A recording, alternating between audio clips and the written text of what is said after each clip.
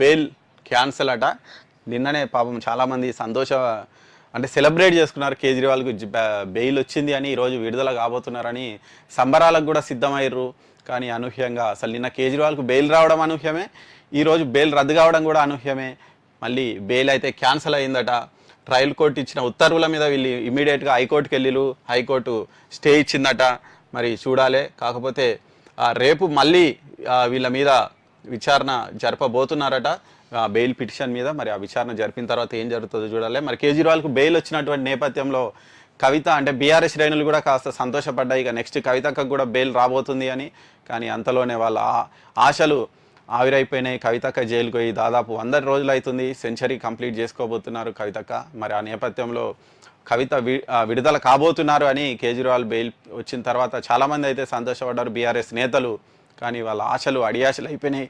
మరి చూడాలి, ఒకవేళ రేపు మళ్ళీ కేజ్రీవాల్ కనుక హైకోర్టు బెయిల్ ఇస్తే మళ్ళీ అది అప్డేట్